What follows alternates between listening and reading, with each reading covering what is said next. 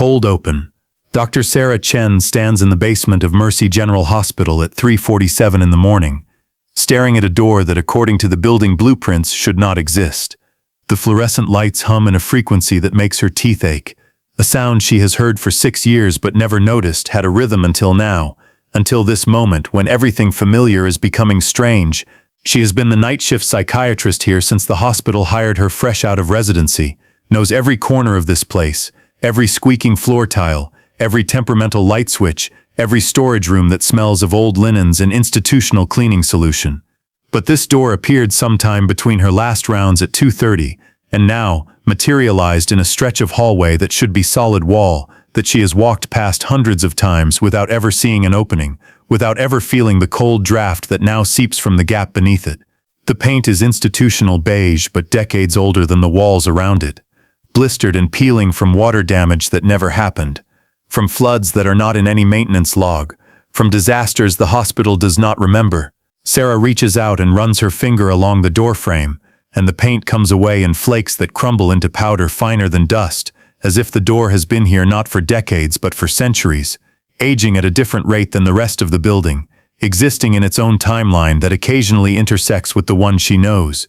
She pulls out her phone to photograph it, documenting it the way she documents everything unusual that happens on night shift, the things that do not make it into official reports. The screen flickers when she opens the camera app, and suddenly it is displaying architectural drafting software she does not have installed, software that looks like it is from the 80s, all green wireframe lines on black background. The image shows the door from impossible angles, from above, from below, from inside the wall itself, showing her the structure of something that should not have structure, that should not be there at all. When she presses capture, the flash does not fire. Instead, the hallway darkens for exactly 2 seconds, a darkness so complete that for a moment she cannot see her own hand holding the phone. In that darkness, she hears something on the other side of the door, a voice reading numbers in a flat monotone, patient identification codes in a format that was retired in 1983, before the hospital switched to alphanumeric systems, before computers, before everything became digital and trackable and supposedly more efficient. The door has no handle, just a worn brass plate where a handle should be, scratched with overlapping tally marks that form patterns she almost recognizes. They are not random, they have structure. When she tilts her head and looks at them from the right angle, they resolve into shapes, into letters, into coordinates. She reaches out to touch the brass plate, and her fingertip leaves a clean spot on the tarnished surface, revealing an engraving underneath that makes her breath catch in her throat. It is her own employee ID number, the 6-digit code she types into the time clock every shift, followed by a date 6 months in the future, a date that has not happened yet, but is written there in metal, permanent, inevitable. The fluorescent lights flicker twice in rapid succession, then settle into a rhythm that matches her heartbeat exactly, pulse for pulse, as if the building has learned the rhythm of her blood and is synchronizing itself to her, or she to it. She needs to call maintenance, needs to report this, needs to follow protocol and document and escalate to someone with more authority. But her phone now shows only static, the kind of static she has not seen since televisions had antennas, since signals came through the air instead of through cables. Occasionally the static parts and she catches glimpses of floor plans, architectural drawings of the hospital that include rooms that were never built, operating theaters marked with red X marks, wards labeled with patient names she recognizes from her files, from cases that still wake her up at night, from evaluations that ended with release forms and then death certificates 48 hours later. Behind her, the elevator dings, the sound sharp and clear in the silent hallway. She turns to see the doors open on what should be an empty car. It is not empty. There is a wheelchair facing the back wall, and in the wheelchair sits a patient gown, perfectly arranged as if on an invisible body, the fabric draped over shoulders and arms and lap with the careful precision of someone who has been sitting very still for a very long time. The gown has her name embroidered on the chest pocket in thread so faded it is almost invisible, in a style of embroidery the hospital stopped using years before she was hired. The elevator doors begin to close, then stop with a mechanical shriek that sounds almost organic, almost alive, stuck half open as if the mechanism has seized or as if something is holding them, preventing them from completing their programmed cycle. From inside the elevator comes that same monotone voice, reciting identification codes, each one corresponding to a patient she evaluated for release. Patients who went home and died within 48 hours of discharge. She counts them as they are read, her memory supplying names and faces for each number. 7 codes, 7 names, 7 faces she sees every time she closes her eyes to sleep. But she signed off on 8 releases that ended in post-discharge mortality in the last 6 months. She counts again, listening carefully, making sure. 7 codes. The 8th one, the most recent one, the one from last week, is missing. She does not know if that means something better or something worse. Sarah turns back to the door, and the tally marks have increased, spreading across the brass plate like a living thing, like a vine growing in time-lapse, and now she can read what they form when viewed from the right angle, when the fluorescent light hits them just so. Architectural coordinates and depth measurements that go down 15 floors when the hospital only has 4, when the basement only goes down 1 level, when the blueprints she has seen a dozen times show nothing but foundation and utilities and storage below ground level. Her hands shake as she pulls out the small leather notebook she carries, the one where she records the things that do not belong in official reports, the moments of strangeness that happen on night shift when the hospital is quiet and the normal rules seem to bend slightly, when patients say things that are too accurate to be delusions, when the timing of events aligns in ways that should not be possible. She writes down the coordinates with a pen that suddenly feels very heavy in her hand, and the ink bleeds through 3 pages, forming the same numbers on blank pages underneath, as if the words themselves have weight, have substance, have the power to mark reality multiple times with a single writing. The door begins to warm under her gaze, and she realizes with a cold certainty that spreads through her chest like frost that it is not reflecting heat from the hallway. It is generating its own heat, a steady pulse that syncs with the fluorescent hum and her heartbeat, and the broken elevator's mechanical wheeze, all of it locked into the same rhythm, the same frequency, as if the entire building is breathing together, as if it has become a single organism, and she is standing in its throat. She has to open it, not because she wants to, but because the alternative is leaving it for the morning shift, leaving it for someone who has not spent 6 years learning which rules matter and which ones are lies the hospital tells itself to function. She has to open it because yesterday in her office, during what should have been a routine intake evaluation, a patient drew this exact door during their session. The patient was a woman in her 50s admitted for psychotic features, drew it with her eyes closed and her hands moving in perfect geometric precision, drew every detail down to the tally marks, down to the brass plate, drew it, and then opened her eyes and asked in a voice that was suddenly completely lucid, completely clear, why Dr. Chen had not gone through yet, why she was keeping them all waiting, who they were and what they were waiting for. The patient died 4 hours later from what the autopsy report called sudden cardiac failure with no apparent cause, but Sarah saw the expression on her face in the morgue photos, saw it clearly enough that it has been burned into her memory, an expression of overwhelming relief, of finally, of something ended that needed to end. The door has no handle, but when she presses her palm flat against the brass plate, it swings inward on hinges that make no sound at all. No creak, no groan, nothing but silence that is somehow worse than any noise would be. Beyond is a stairwell going down, lit by work lights that cast shadows in directions that do not match any physics she knows. Shadows that point toward light sources instead of away from them. Shadows that move slightly even though nothing is moving, as if they are breathing, as if they are alive. The walls are covered in patient charts, thousands of them, layered decades deep, yellowed pages overlapping like scales, all bearing her signature at the bottom, all dated between now and that future date engraved on the brass plate.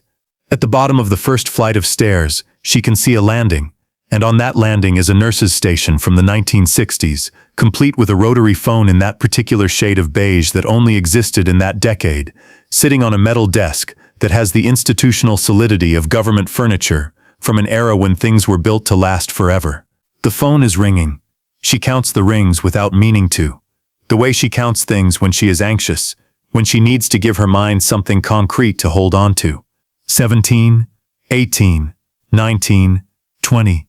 The ringing does not stop.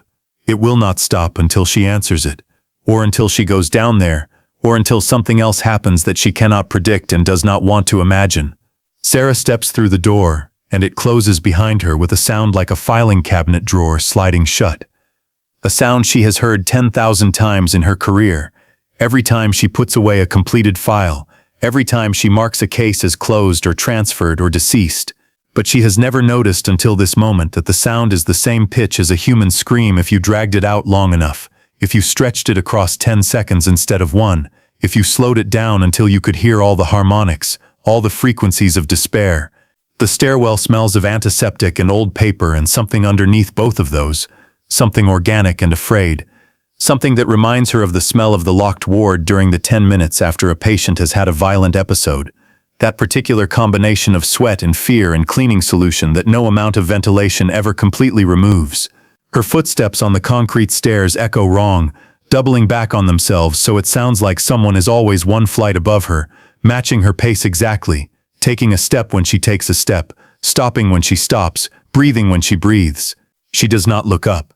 She learned long ago, during her residency in the state psychiatric hospital, that smelled like this hallway smells, that some things get more real the moment you acknowledge them, that certain patients only get worse when you engage with their delusions, that sometimes the professional thing to do is to pretend you do not see what you see, do not hear what you hear, do not know what you know. The phone stops ringing when she reaches the landing. Stops mid-ring as if it was waiting for her to get close enough, as if it was measuring her approach. The nurse's station is real in a way that makes her want to touch it to confirm, solid under her trembling touch. The metal desk cool and slightly damp with condensation that should not be there in a basement, in a dry place, in anywhere that makes sense. There is a logbook open on the desk, the kind with marbled covers and lined pages, the kind they used before computers, before digital records, before everything became electrons instead of ink. Every entry is in her handwriting, but she has never seen these words before. They are patient notes from intake sessions she has no memory of conducting, describing symptoms that escalate page by page from standard anxiety presentations to detailed descriptions of institutional architecture that should not exist, doors that appear and disappear, stairwells that connect parts of the building that were torn down decades ago, rooms that exist in the blueprints but not in reality, or in reality but not in the blueprints, or in some third state that is neither and both. The last entry is dated today, timed at 3:51 in the morning, 4 minutes ago, which means it was being written while she was standing in front of the door, which means someone was down here writing about her while she was up there deciding whether to enter, which means she is not alone down here, has never been alone down here, will never be alone down here because the hospital is watching, has always been watching, keeps careful records of everything. The entry reads in her own handwriting, in her own shorthand, in abbreviations that only she uses. Dr. Chen entered the stairwell. She has not yet realized she has been here before. She has not yet understood that this is not her first descent. She has not yet remembered what she signed at the bottom, what she agreed to, what price she accepted when she took this job 6 years ago and could not remember the drive to the hospital on her first day, could not remember anything between leaving her apartment and walking through the staff entrance except a gap, a blank space, a missing hour that she told herself was exhaustion, was stress, was anything except what it actually was. Chapter 1. Sarah's office is one flight down from the landing, through a door marked with her name on a placard she does not recognize. The placard has the hospital logo from 20 years before she started working here, back when the building was still called Mercy Psychiatric Institute, the old name that appears on paperwork sometimes, on forms that should have been updated years ago, but somehow persist in filing cabinets and storage boxes. The logo is different too. A snake coiled around a staff in a style that went out of fashion in the 80s, rendered in a typeface that predates computers.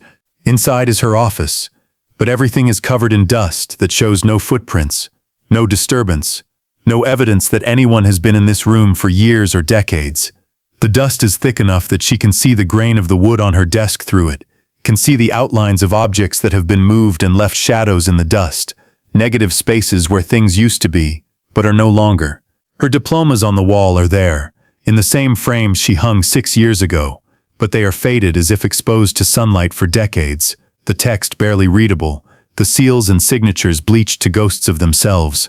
Her computer is on, which should be impossible because she always shuts it down at the end of her shift, has shut it down thousands of times, has that muscle memory so deep that she sometimes catches herself reaching for the shutdown menu even when the computer is already off. The login screen shows her name, but the password field is already filled with asterisks, 27 of them, One for each year she has been alive, a number she has never told anyone at this hospital, a number that should not be in any database they have access to. She does not remember telling anyone her age when she started here. She does not remember the hospital ever asking. She does not remember filling out forms that required a birth date, but someone knows. Something knows. The screen unlocks before she touches the keyboard, before she can decide whether to enter her password or back away from the desk entirely. Her email loads, except every message is from her, sent to her, sent from her own email address to her own email address, time-stamped in the future, hours from now, days from now, weeks from now. The most recent is from 6 months ahead, from that date that was engraved on the brass plate upstairs, the date that has not happened yet but is already written into the structure of this place. The subject line reads, Patient Intake Evaluation, Basement Level 15. There is no preview text, no snippet of the message body visible in the inbox view. She clicks it with a finger that is shaking badly enough that it takes her 2 tries to hit the link.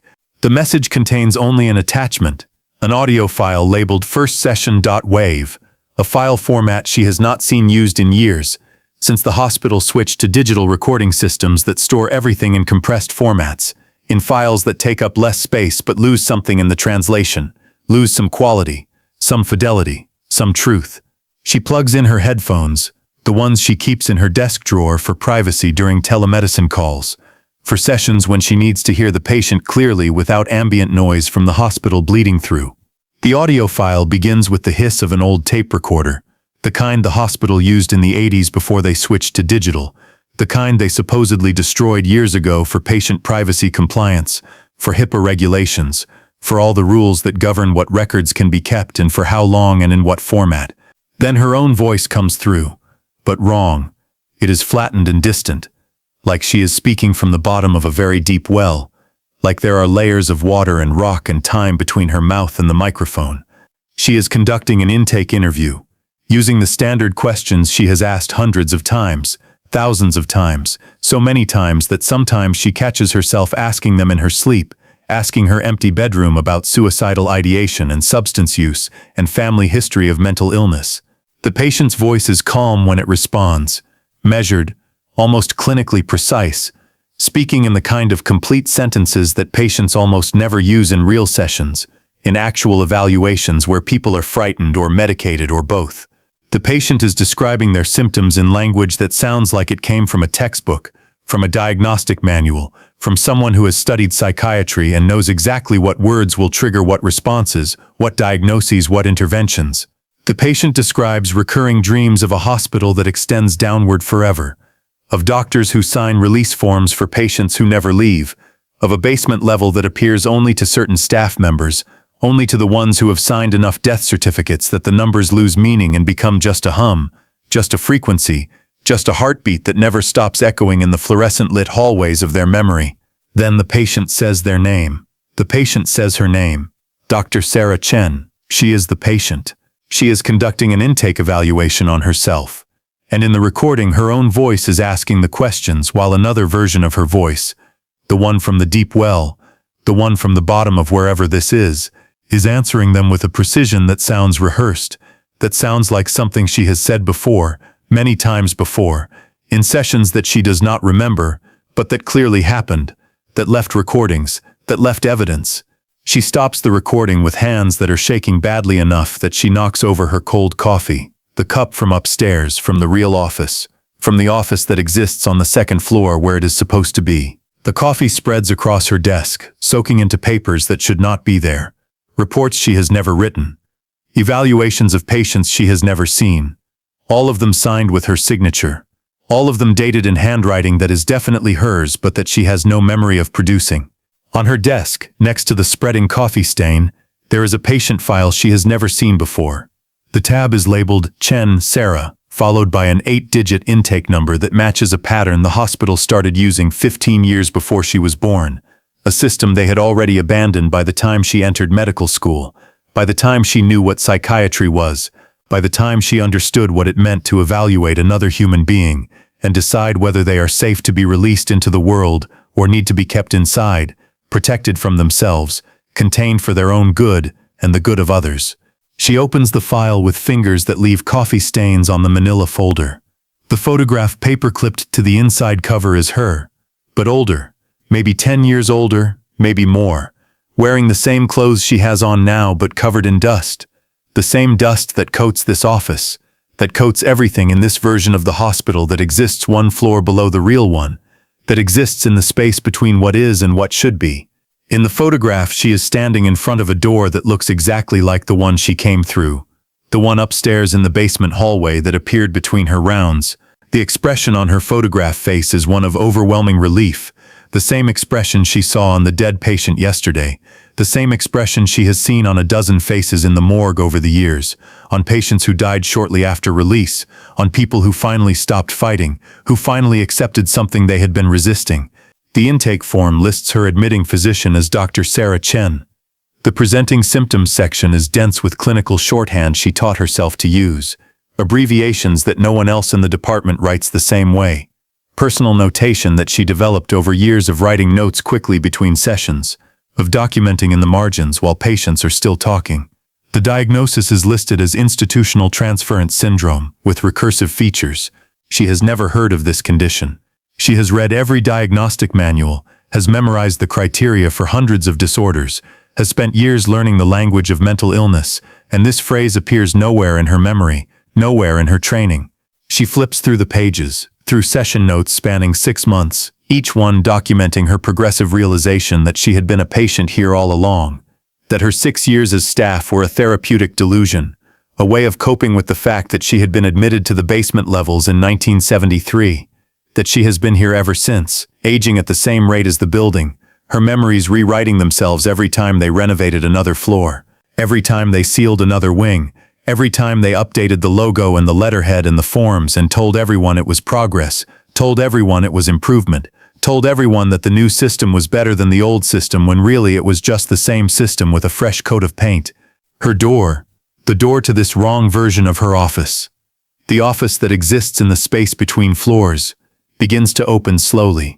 She does not want to see what is on the other side, but she cannot look away, cannot close her eyes, cannot do anything except watch as the door swings wide and reveals a hallway that is longer than the building is wide, that extends in a direction that should not exist. Standing in the hallway is a nurse, an older woman in a uniform from the 80s, powder blue polyester with white piping, holding a clipboard, and wearing an expression of patient concern that makes Sarah want to scream, want to run, want to do anything except stand here and accept what is happening. The nurse says her name, says it with the gentle firmness that nurses use for patients who are having an episode, who need to be guided back to reality, back to their rooms, back to the place where they belong and are safe and cannot hurt themselves or others. The nurse says it is time for group therapy. The nurse says they have been waiting for her. The nurse says it is the same time every week, has been the same time every week for 52 years. And Dr. Chen really should not keep the others waiting. Not when they have all worked so hard on their institutional awareness exercises, not when they have all been so patient, so understanding, so willing to wait for her to catch up, to understand, to accept. Sarah stands up, and her legs are steady in a way that terrifies her. Steady when they should be shaking, when everything inside her is screaming that this is wrong, that this is not real, that she needs to wake up, or run, or do something other than follow this nurse down a hallway that should not exist to attend a therapy session that has apparently been happening for decades.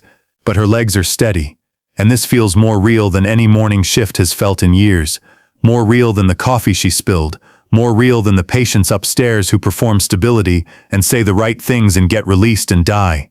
The nurse gestures down the hallway with one age-spotted hand, and Sarah can see other doors, dozens of them, each one marked with a name she recognizes.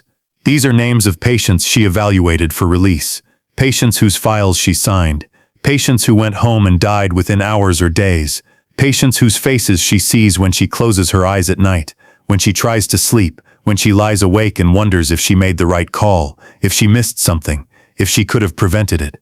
The doors are all open exactly 6 inches, just wide enough to see inside, and in each room is a version of her office, and in each office is a version of her sitting at the desk, reading their own patient file, looking up as she passes with that same expression of overwhelming relief, with that same sense of finally of completion, of something ended that needed to end. The nurse touches her elbow. Sarah lets herself be guided down the hallway. They pass the nurses' station where 3 nurses in different decades of uniforms file paperwork. They pass a medication cart covered in bottles labeled with her name, dosages increasing year by year, prescriptions signed by Dr. Sarah Chen for patient Sarah Chen. They pass a bulletin board covered in notices signed by the hospital administrator, a position vacant since 1967. The nurse opens a door marked Group Therapy. Inside is a room that extends farther than the building's footprint should allow, filled with chairs in a circle. In every chair sits someone wearing the same patient gown with her name embroidered on the chest. Some chairs hold bodies. Some hold only gowns arranged on invisible forms. Some hold shadows that have learned to sit upright. At the far end, in the chair facing the door, sits an older woman who looks like Sarah in 30 years, wearing a white coat and holding a clipboard. The older Sarah looks up and smiles. She says they can begin now. Now that everyone is finally here. Now that Dr. Chen has completed her intake process.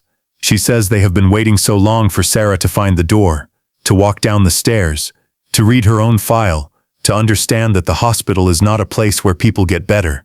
It is a place where people become part of the architecture, where every patient who is released leaves a space the building fills with someone new, someone who was always there, who has always been there, because time in the basement works recursively, works in a loop that starts the moment you sign your first release form and realize you sent someone home to die.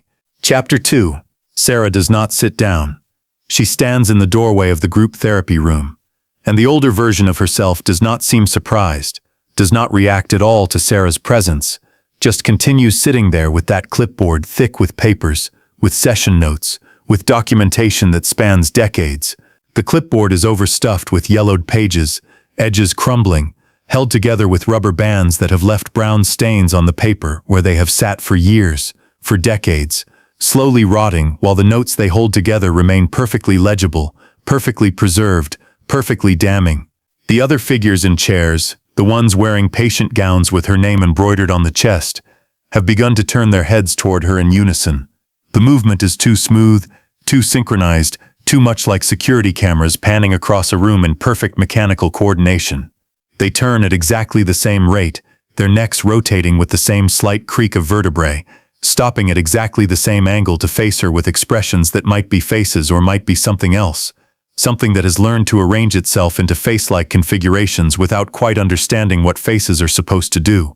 She backs out of the doorway, and the nurse is still there in the hallway, still holding that clipboard, still wearing that expression of patient concern that has not changed, has not flickered, has not shown any sign of actual emotion or thought or anything except the performance of care, the simulation of empathy that healthcare workers learn to put on like a uniform. Sarah asks where the exit is, asks where the stairs are that lead up instead of down, asks how to get back to the real hospital, to the hospital that exists in the world above this one, in the world where it is still night shift and she still has patients to see and paperwork to complete. The nurse tilts her head in a way that suggests confusion, genuine confusion, as if the question makes no sense in any framework she can understand. The nurse says, speaking slowly, as if to someone who is having difficulty processing information, that this is the real hospital. She says it always has been.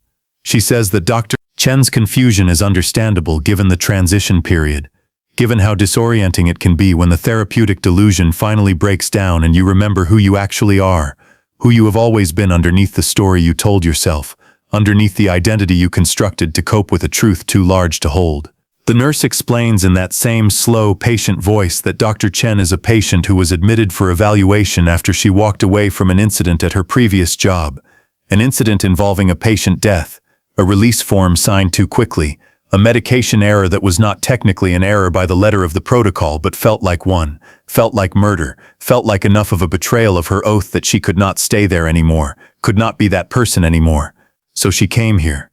The nurse says, and the hospital gave her a new story, a new identity, 6 years as a psychiatrist instead of 52 years as a patient who thinks she is a psychiatrist, who has built an entire delusion around the idea that she treats patients instead of being one, that she signs release forms instead of desperately wishing someone would sign hers. Sarah runs. The decision is not conscious. Her body makes it before her mind can catch up, before she can think about whether running is the right response or just a response, Just movement for the sake of movement, just the animal part of her brain trying to escape from a threat it cannot name but knows is there, knows is real, knows will catch her eventually. But maybe not yet, maybe not if she runs fast enough. The hallway extends in both directions farther than it should. Farther than the building is long. Farther than any building could be unless it is built in dimensions that normal architecture does not account for.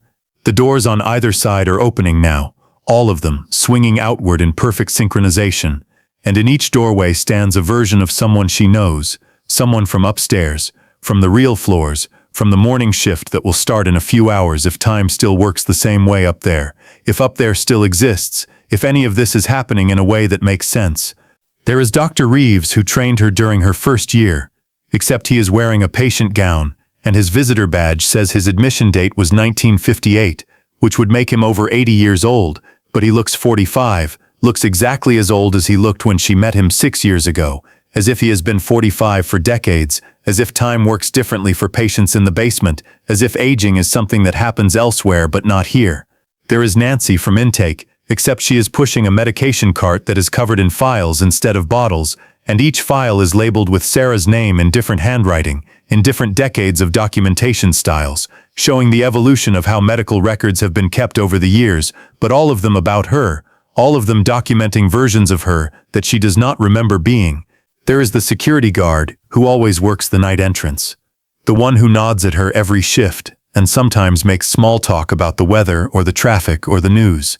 Except he is wearing scrubs from an era when they were still white instead of blue. From before they decided that white was too sterile, too clinical, too much like the walls and the sheets and the coats. He is holding a key ring with hundreds of keys, each one labeled with a room number that corresponds to basement levels that should not exist. Levels that go down past the foundation, past the bedrock, past the point where buildings end and earth begins. She runs toward where the stairs should be, toward where she remembers coming from. But the hallway curves in ways that do not match the building's geometry. Do not match any geometry that makes sense in 3 dimensions or 4 or any number of dimensions that she has names for. The fluorescent lights above her are flickering in that same pattern, that same rhythm that matches her heartbeat, except now she notices they are flickering in sequence, creating a wave that travels down the hallway ahead of her, showing her the way, leading her somewhere, and she has no choice but to follow because behind her the doors are closing, and she can hear the sound they make, that filing cabinet scream sound stretched out and overlapping, dozens of them creating a frequency that makes her want to stop running and curl up on the floor and wait for it to stop, wait for someone to make it stop, wait for anything to change. She rounds a corner and finds herself back at the nurse's station. The same one from the landing, except now there are more phones. A dozen rotary phones are arranged in a perfect grid on the desk, all in that particular shade of beige that only existed in institutional settings in the 70s and 80s. All with cords that tangle together in patterns that look almost deliberate, almost like writing, almost like some message she could read if she knew the language. They are all ringing in sequence, creating a melody she almost recognizes, a pattern that sounds like it might be a song or a code or a sequence of numbers that means something important if only she could remember what. The logbook is still open on the desk, and new entries have appeared since she was here last. Entries in her handwriting describing her flight down the hallway, describing her growing panic, describing the exact thoughts she is having right now, the thought that she is losing her mind, the thought that this is some kind of breakdown, some kind of psychotic episode, the thought that maybe the nurse was right, and she is the patient, and always has been the patient, and the 6 years upstairs were just a very long and very detailed delusion that is now falling apart, because delusions always fall apart eventually. That is what she tells her patients.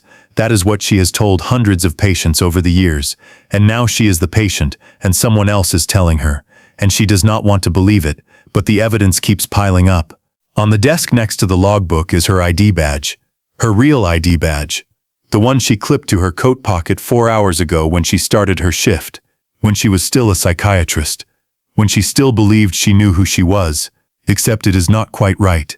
The photo is her, but younger, maybe fresh out of residency, with an expression of hope and determination that she does not remember ever having, that looks foreign on her face, that looks like someone else's optimism borrowed and worn for a photograph. The title printed under the photo says patient in the same font they use for staff badges, in the same size, in the same color, as if patient is just another job title, just another role, just another way of being in this building that treats everyone the same eventually. The date on the badge says 1973, and the signature at the bottom authorizing her admission is her own, in handwriting she does not recognize but knows is hers because of the way she crosses her T's, a habit she picked up in medical school from a professor who said that messy handwriting killed patients, that clarity in documentation was a moral obligation, that every letter should be distinct and legible because lives depended on it. She has never been able to shake that habit, has carried it through decades of note writing, of prescription writing, of signing her name on forms that determined whether people lived or died or something in between. One by one the phones stop ringing. The silence spreads across the desk like a wave, like a countdown, like something is being measured and found sufficient. Finally only one phone is left, the one in the center of the grid, and it is ringing in a pattern she recognizes from muscle memory, from years of responding to codes, from countless nights of running toward emergencies.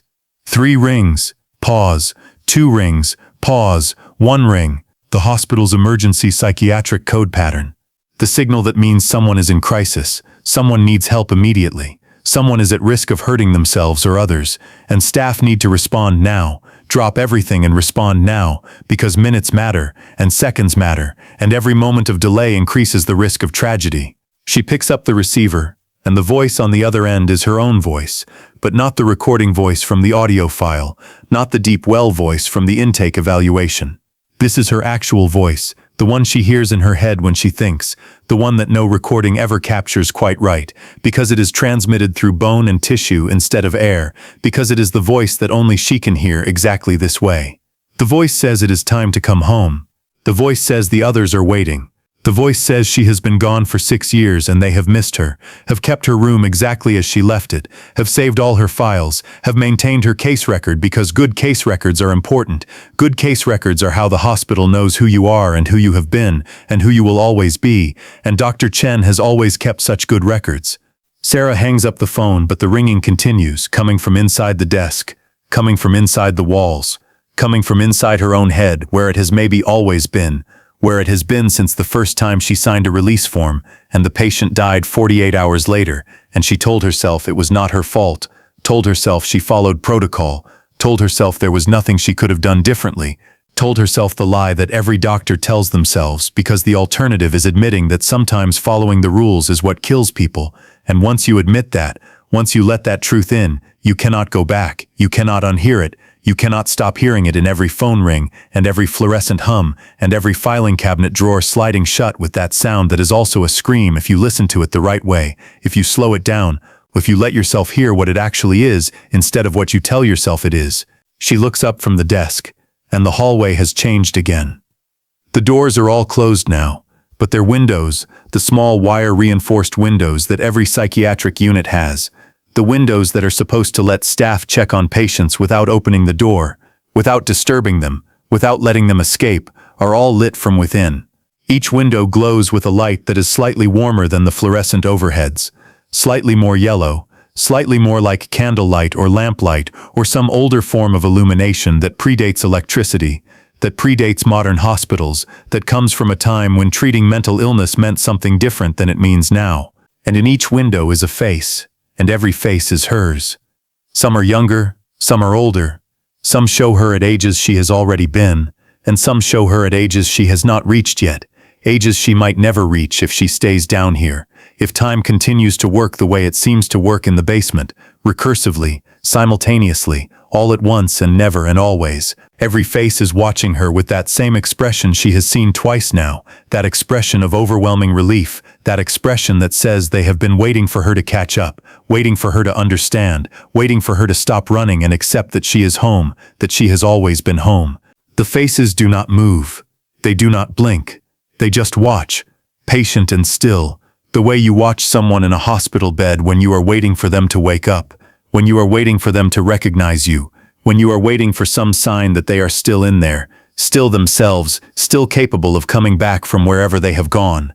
And Sarah realizes that they are not waiting for her to catch up. They are waiting for her to stay, to stop trying to leave, to accept that there is no upstairs, there is no morning shift, There is no escape from a place that exists inside your own guilt, inside your own memory, inside your own understanding of what you have done and what you have failed to do, and what you will keep failing to do for as long as you keep trying to be someone who helps people, when really you are someone who signs forms that let people go home to die, because keeping them would be too expensive, would be too inconvenient, would require fighting with insurance companies and administrators and the entire system that is designed to move patients through as quickly as possible, because beds are expensive and staff are expensive, and actually helping people is the most expensive thing of all.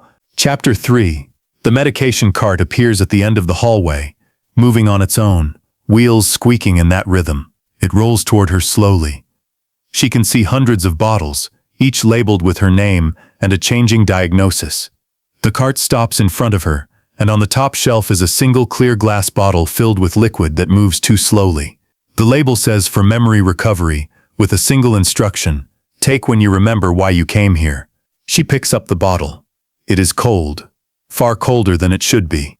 Inside are tiny brass keys suspended in the fluid, each numbered to match basement levels from her patient file, the levels that go down to 15.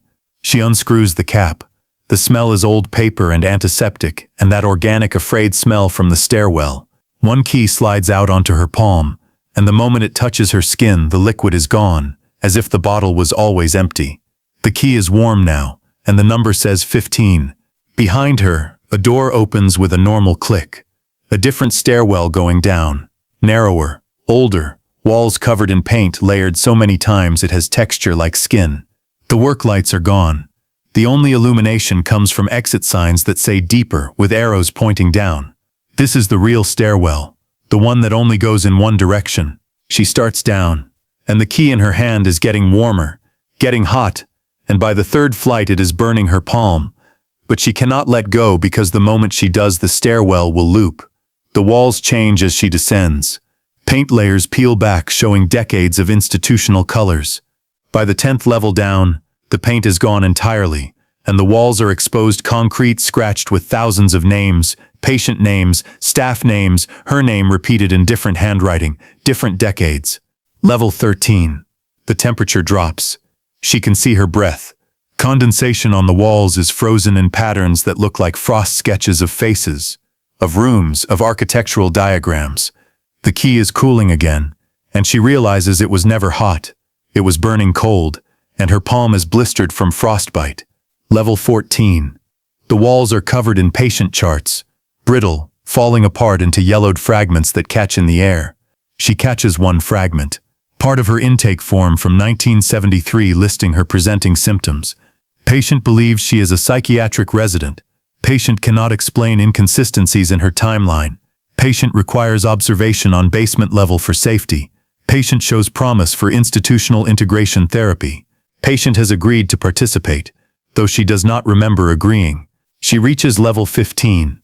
The door is wooden instead of metal, carved with designs that shift when she is not focusing on them.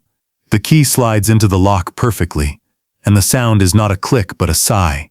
She pushes the door open, and the hinges whisper, making a sound like her own voice reading patient notes, like every session she has conducted, like every release form she has signed, layered together into one continuous sound. Beyond is a room too large, extending in directions that make her head hurt, filled with desks in rows. At every desk sits a version of her, reading a file, signing a release form.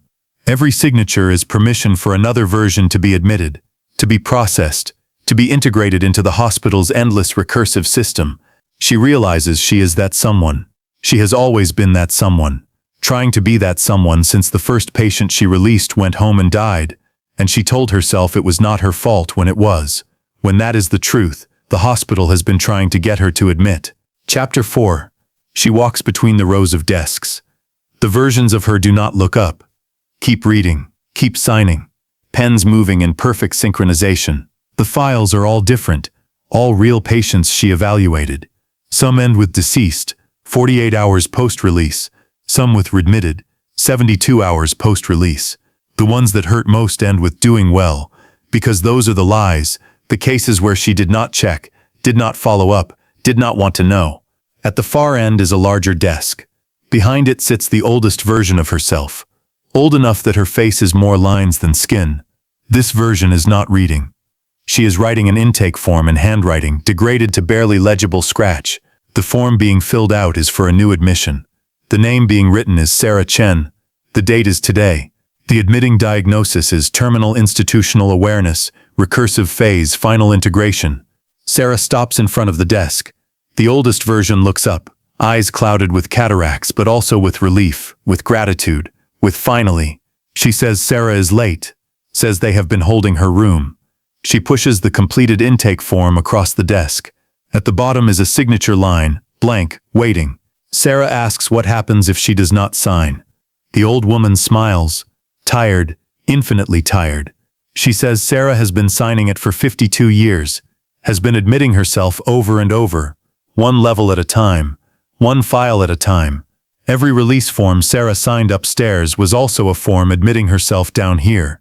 Every patient she evaluated was also an evaluation of herself. The hospital is recursive because guilt is recursive. Because the knowledge that you sent someone home to die and told yourself it was not your fault is a thing that repeats and compounds and becomes large enough that it needs a physical space to exist, needs rooms and hallways and levels, needs a whole architecture of memory and consequence. The pen begins to roll towards Sarah. She picks it up. The pen is heavy with the weight of every signature she has ever put on paper. The old woman tells her signing does not mean giving up. It means accepting. And acceptance is how you stop falling. How you find the bottom, how you learn to live in the space between what you meant to do and what you actually did. Sarah signs the form. Her signature is steady. The pen moves like it is cutting something, opening something. When she finishes, the room changes. The other versions at their desks look up for the first time, all smiling, all showing that same expression of overwhelming relief, and they begin to fade, to integrate into the walls and floor and ceiling, their filing work complete. The old woman stands and fades too, but slowly, and before she disappears, she says something about how the hospital only keeps what it needs, about how Sarah will keep working here but differently now, seeing patients clearly, seeing what they need instead of what the protocols say. The room is empty, except for Sarah and the desk and the completed form. She picks it up, already filed, already part of her permanent record. She folds it and puts it in her coat pocket. She turns to leave, and the door at the far end is open, and beyond it is not a stairwell but an elevator, old and industrial. She steps into it. There is only one button labeled up. She presses it, and the elevator begins to rise, grinding against rails that sound like they have not been used in decades. The walls are covered in patient photographs from every era of the hospital's history, and she recognizes some from her files, from her evaluations. Chapter 5. The elevator stops, and the doors open on her office, the real one on the second floor. Everything is exactly as she left it, except the dust is gone, and her coffee is still warm. Her computer screen shows her email inbox with normal administrative requests. No messages from the future. The clock says 4:37 in the morning. 50 minutes have passed since she found the door. She sits at her desk, hands shaking, palm blistered from the key that is no longer there. Her phone buzzes with a text from security, asking if she is still in the building, saying they saw her badge access the basement levels. She texts back that she is fine, that she was checking on a maintenance issue. She does not mention the door. Her next patient is scheduled for 5 o'clock.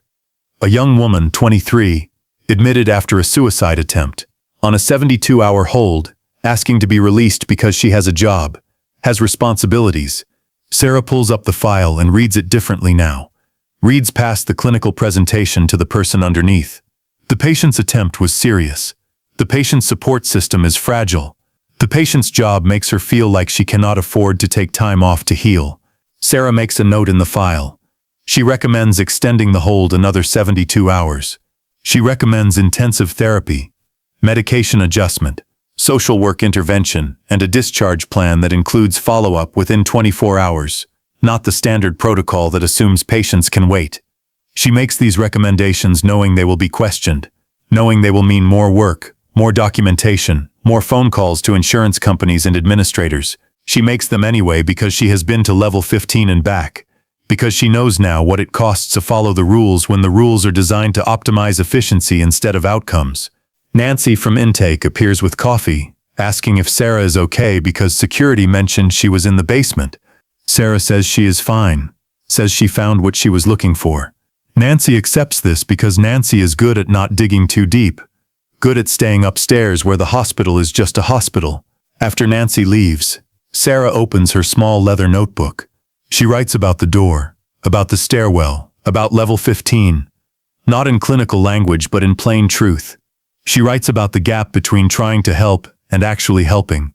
About how sometimes following protocol is what kills people.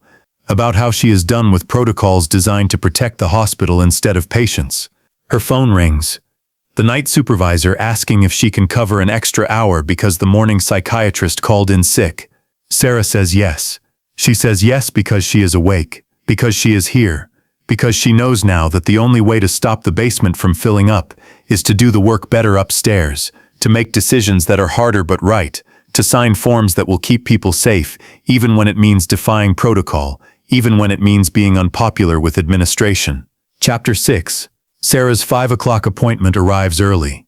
Maria comes through the door 10 minutes before her scheduled time, looking exhausted in the way that comes not from lack of sleep, but from too much consciousness. Too many hours spent awake and aware, and unable to turn off the part of the brain that catalogs all the ways a life can fall apart, that keeps running scenarios and calculations and worst-case projections until exhaustion is not about the body anymore but about the mind giving up on trying to process it all. Sarah invites her in, and Maria sits in the patient chair, perched on the edge of it like she is ready to run or like sitting all the way back would be too comfortable, too much like accepting that she is here, that she needs to be here. Sarah sits across from her, not behind the desk but in the other patient chair, because she has learned something in the basement about distance, about how putting furniture between you and suffering is a choice that makes the work easier but the outcomes worse, a choice that protects you but fails them. Maria asks if Sarah is going to let her go home. She asks it like someone who has been practicing the question, who has rehearsed the delivery, who has prepared arguments and counter-arguments and responses to every objection Sarah might raise. She asks it like someone who has learned that being a good patient means performing stability, means giving the right answers, means understanding what the doctor needs to hear and then saying it even if it is not entirely true, even if the truth is more complicated, more expensive, more inconvenient for everyone involved. Sarah asks Maria what she wants, not what she thinks Sarah wants to hear, but what she actually wants, what she would do if the decision was entirely hers, if there were no consequences, no job waiting, no people depending on her, no pressure to get back to normal when normal was the thing that almost killed her. She asks it gently but directly, looking Maria in the eyes in a way that makes it clear this is not a trick question, not a test, not another hoop to jump through, just an actual question that deserves an actual answer. Maria stares at Sarah for a long moment, and something shifts in her expression, some small crumbling of the performance, some crack in the facade of stability she has been maintaining since she woke up in the emergency room with a tube down her throat and realized she had failed even at dying. She opens her mouth to give the answer she has prepared, the one about being ready to go home and follow up with outpatient treatment and take her medications and attend therapy and all the things patients are supposed to say to get released. But what comes out instead is the truth. She says she wants to sleep. She wants to sleep for days. She wants to sleep for weeks. She wants to not think about her job or her rent or the 47 unread messages on her phone from people who need things from her, who are waiting for responses, who will be disappointed or angry or worried if she does not get back to them soon.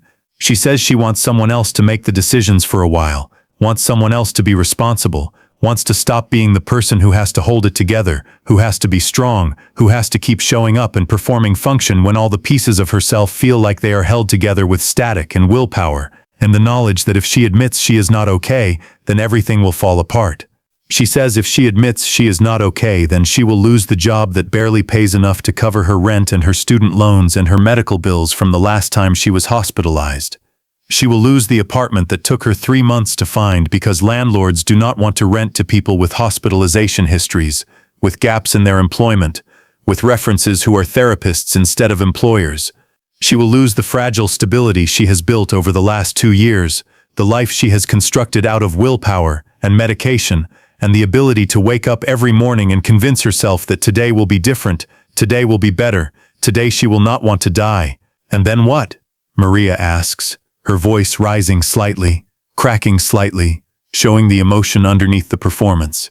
Then she is just another person who could not make it work, who could not be strong enough, who could not perform recovery well enough to convince everyone she was fine. Then she is back to where she was 3 years ago, living with her mother who drinks too much and blames Maria for everything, working part-time jobs that do not offer health insurance, trying to save enough money to see a therapist while also trying to save enough money to move out, to get stable, to build a life that does not require performing stability every waking moment just to survive.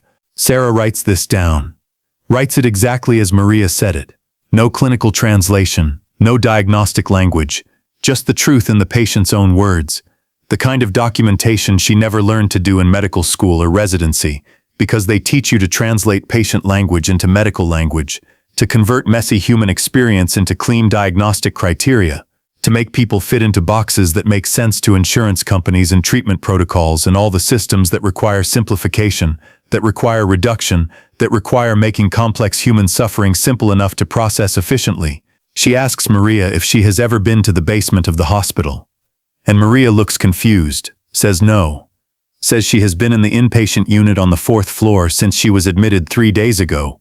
Why? What is in the basement? Sarah says never mind, says it is not important.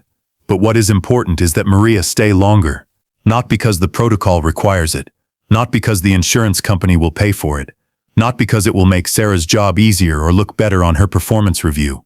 She says Maria needs to stay because Maria just admitted what she needs, and what she needs is time, is rest, is permission to stop performing, is someone with authority to make the call that Maria cannot make herself, to say that stability is not the same as wellness, that being able to function is not the same as being okay, that going home when you are stable enough not to die immediately is different from going home when you are actually ready to live. Sarah explains that she is recommending another week at minimum, maybe 2, depending on how the discharge planning goes, how quickly they can connect Maria with resources, how much progress she makes in therapy once she stops trying to convince everyone she is fine and starts actually working on what brought her here. She explains that this will require paperwork, will require justification to insurance companies who will push back, will require Maria to be honest in her therapy sessions instead of performing recovery, to stop trying to say what she thinks people want to hear, and start saying what is actually true, even when the truth is messy and complicated and not what anyone wants to hear. She explains that this will also require Maria to trust her, to trust that Sarah is making this recommendation because it is right and not because it is convenient, to trust that sometimes the medical system actually works the way it is supposed to work, that sometimes doctors actually advocate for patients instead of for protocols, that sometimes people in positions of authority actually use that authority to protect the vulnerable instead of to process them as quickly as possible through a system designed for efficiency rather than healing. Maria asks if Sarah can do that, if Sarah has the authority to keep her that long, if insurance will approve it, if the attending physician will sign off on it, if the system will actually allow someone to stay in a hospital bed when they could be discharged according to the standard protocol, when someone else could use that bed, when keeping her is expensive and potentially unnecessary according to the metrics that hospitals use to measure these things. Maria asks it like someone who has learned not to trust that the system will help her, who has learned that the system is designed to move her through as quickly as possible, who has been disappointed enough times that hope feels dangerous, feels like setting herself up for another fall. Sarah says yes. She says yes, she has the authority. Yes, she will fight for the approval. Yes, she will make it work because that is what authority is for. Because power that is not used to protect people is not power worth having. Because she has spent 6 years learning how the system works, and she knows how to make it work for Maria instead of against her. She says it with more confidence than she feels, with more certainty than she has, because Maria needs to hear it, needs to believe it, needs to trust that someone is on her side, even if that trust turns out to be misplaced, even if Sarah fails, even if the system wins the way it usually wins. Maria starts to cry, and it is not the performance crying, not the kind that is meant to prove something or manipulate someone or demonstrate the depth of her suffering in a way that will get her what she wants.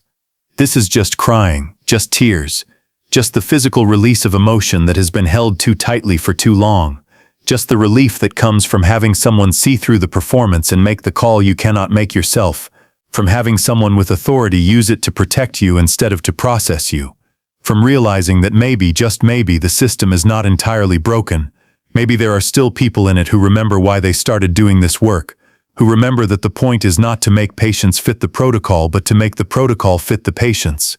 Sarah hands her the box of tissues from the side table, and Maria takes several, and Sarah says that she knows it is hard to ask for help, knows it feels like failure, knows that the world tells you that needing more time means you are weak, that needing support means you are broken, that needing someone to make decisions for you means you are not an adult, not capable, not worthy of the independence that everyone else seems to manage just fine. But staying is not giving up, Sarah says. Staying is the brave choice. Staying is choosing to do the work right, instead of doing it fast, choosing to heal instead of just to stabilize, choosing to actually address what brought you here, instead of just patching over it and hoping it holds long enough to get you out the door and make you someone else's problem. After Maria leaves, Sarah documents the session. She writes 4 pages of justification for the extended hold, citing patient statements, risk factors, inadequate discharge support. She writes it knowing insurance will push back, knowing she will have to defend this decision in peer review. She copies the email to the attending, social worker, case manager, patient advocate. She attaches hospital policies about patient safety, research articles about suicide risk in the post-discharge period. Her phone rings. The attending, Dr. Morrison, calling from home because Sarah's email woke him up. He says he read the justification, and he is concerned about Sarah, not about Maria, about Sarah. Because this is a lot of documentation for a standard hold extension. And why is Sarah expecting a fight? The subtext is clear. Sarah is acting strange, and strange behavior means liability. Sarah says she just wants to do right by the patient. Says if Dr. Morrison disagrees, they can discuss it during rounds, but Sarah is putting her recommendation in writing now. So if anything happens after discharge, it is clear that Sarah advocated for extended treatment. She hangs up before he can respond. Chapter 7. Rounds happen at 8 in the morning, and Sarah is still there, still awake, running on coffee and something else. Something that feels like anger but might just be clarity. Might just be the feeling of seeing the system clearly for the first time after 6 years of working within it, without questioning it, without pushing back, without realizing how much of it is designed to fail patients while maintaining plausible deniability, while checking boxes, while following procedures that were written by people who never had to look Maria in the eyes and hear her say she wants to stop being responsible for holding herself together. The conference room is full of the day shift team.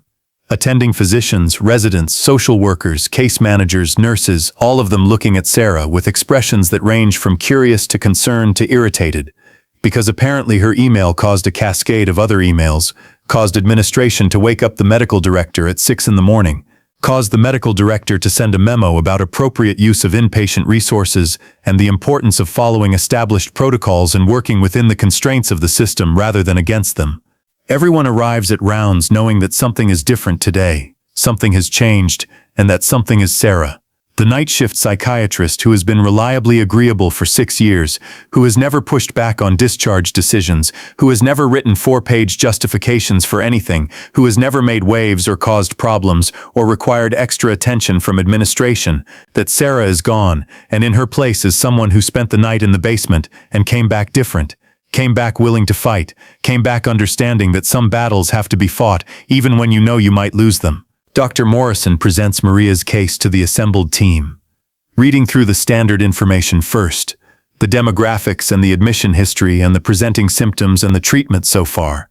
Then he gets to Sarah's recommendation, and he reads it with a tone that makes it very clear he thinks it is excessive, thinks it is the work of someone who has lost perspective, someone who has forgotten that they see dozens of patients like Maria every week, patients who are stable enough to discharge according to the standard criteria, patients who say they want to stay, but what they really want is to avoid their lives, to hide from their problems, to use the hospital as a shelter from the world instead of as a place to get well enough to return to that world.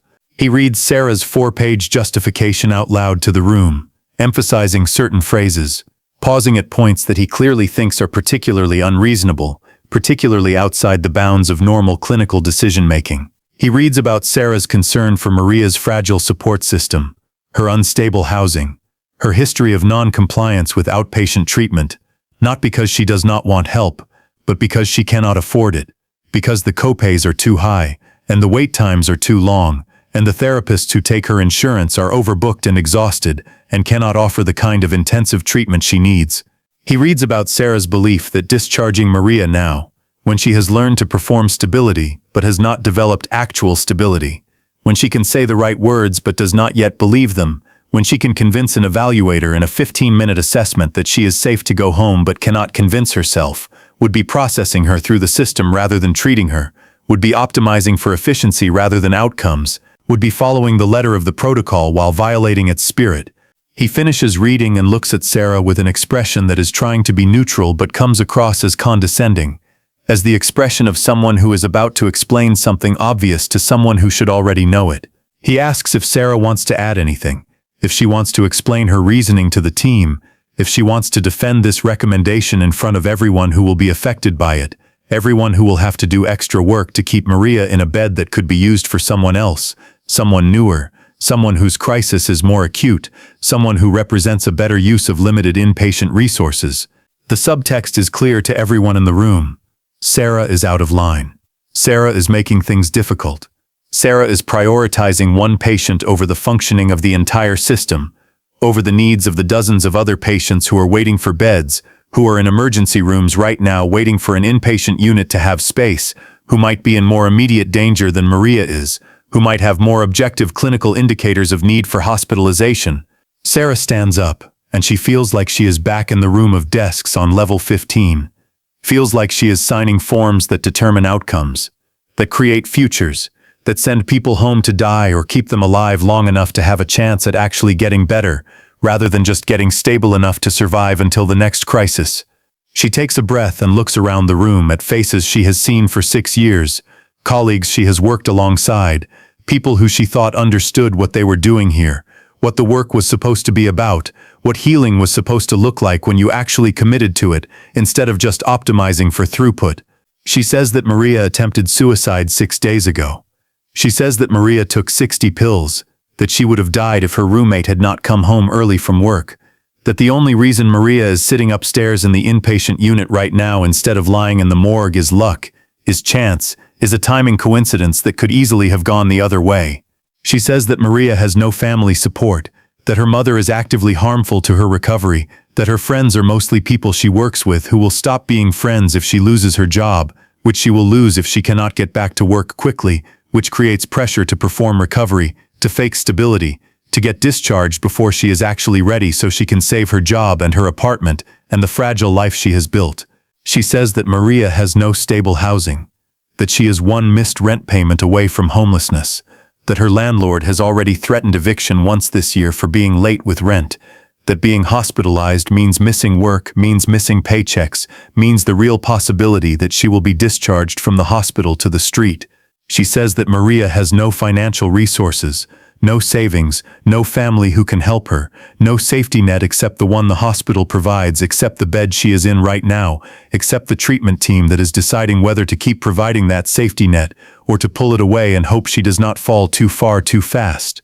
She says that discharging her now because she has learned to perform stability, because she can sit in a 15-minute assessment and say the words that indicate she is not an immediate danger to herself, because she meets the minimal criteria for discharge according to a protocol that was designed to minimize liability and maximize bed turnover rather than to maximize patient outcomes, is not treatment. It is processing.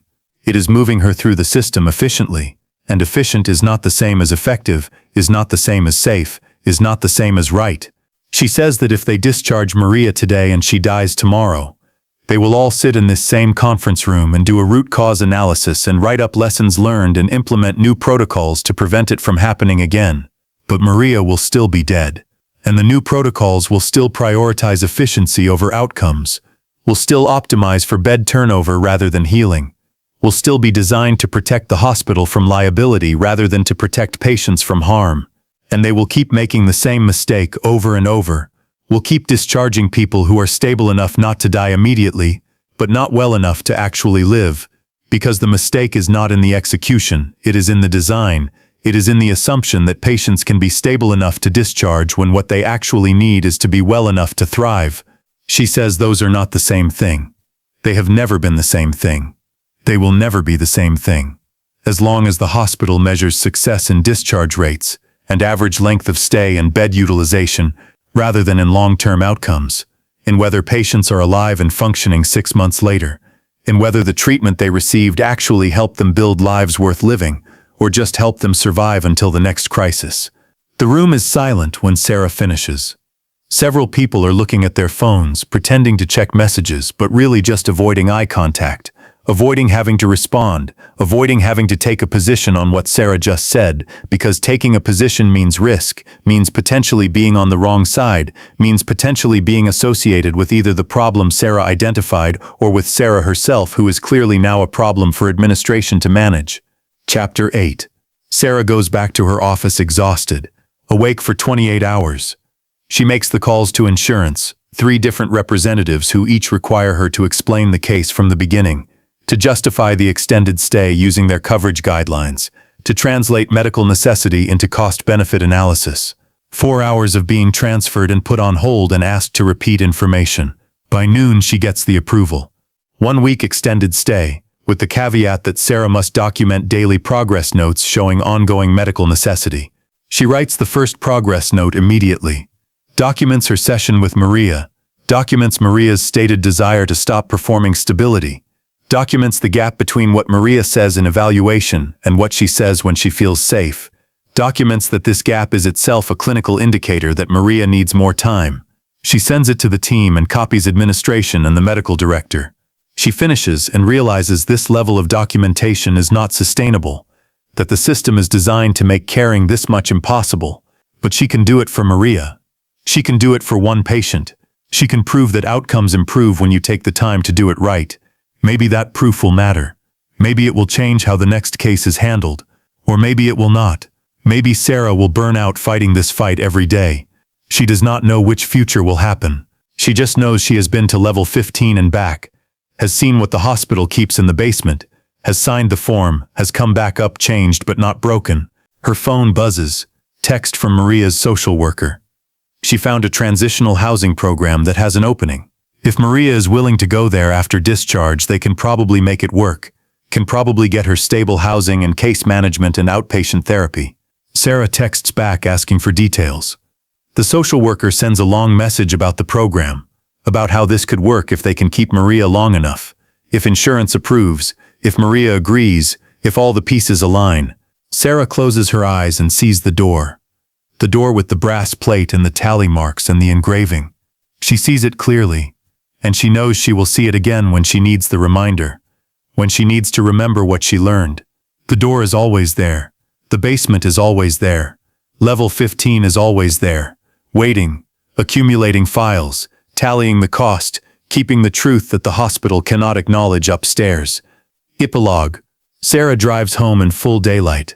The city looks normal, people going to work, traffic moving in predictable patterns, as if she did not spend the night in a recursive basement learning the truth about guilt and institutional architecture.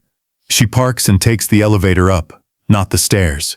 Her apartment is exactly as she left it, mostly empty, mostly temporary. The apartment of someone who is not committed to staying. She has been here 6 years with boxes she has not unpacked, walls with no pictures, furniture that came with the place. She has been living like someone about to leave, waiting for something better, not admitting that this is it, this is the life, and if she wants it different, she has to make it different. She sits on her couch and takes out her small leather notebook. She reads what she wrote about the basement, about level 15, about the oldest version of herself saying that signing is not giving up, it is accepting. She wonders if it was real, if there is actually a door in the basement, or if she had some kind of episode brought on by stress and exhaustion. She does not know which explanation she believes. Maybe both are true. Maybe the basement is real and also a metaphor. Maybe level 15 exists and also does not. Exists as a place you go in your mind when you finally think about the cost. Her phone buzzes. Text from Maria's social worker. She found a transitional housing program with an opening. If Maria is willing to go there after discharge, they can probably make it work, can probably get her stable housing and case management and outpatient therapy, can probably close the gap between hospital and home with enough support that Maria has a real chance. Sarah texts back asking for details. Sarah closes her eyes and sees the door. The door with the brass plate, and the tally marks, and the engraving of her employee ID, followed by a date, 6 months in the future. She sees it clearly, and she knows she will see it again when she needs the reminder, when she needs to understand why the work matters enough to keep fighting despite the cost. The door is always there. The basement is always there. Level 15 is always there. Waiting, accumulating files, tallying the cost, keeping the truth the hospital cannot acknowledge upstairs. She opens her eyes. Morning light comes through her window. She needs to sleep, needs to eat, needs to take care of herself, because if she does not, then she will end up like the oldest version of herself, hands shaking, writing intake forms over and over, caught in a loop of guilt that never ends. She cannot let that happen. She has to keep coming back up, has to keep doing the work and then leaving the work, has to keep signing the forms and then going home, has to keep caring and then letting go, because you cannot carry all of it. She takes off her coat. The ID badge is still clipped to the pocket. She looks at it one more time, checks to make sure it still says Psychiatrist, still says her name, still has the date from 6 years ago instead of 52 years ago. It does. It is fine. She puts the coat away and makes herself food and takes a shower and lies down in bed. She closes her eyes, and just before she falls asleep, she hears it, that fluorescent hum, that rhythm, that frequency that matches her heartbeat, and she knows it is always there, knows it is always running in the background, knows it is the sound of the hospital breathing, the sound of level 15 waiting, the sound of doors opening and closing and files being signed, and the truth being stored in the basement where it belongs, where it waits for the next person who cares enough to go looking for it, to walk down the stairs, to sign the form, to come back up changed but not broken, aware but not paralyzed, knowing the cost but still willing to pay it, because the alternative is worse, is pretending the door does not exist when you know it does, when you can feel it, when you can hear it opening every time you sign a form without being sure, every time you follow protocol without questioning, every time you choose efficiency over humanity and tell yourself it was the right call when you know it was just the easy one.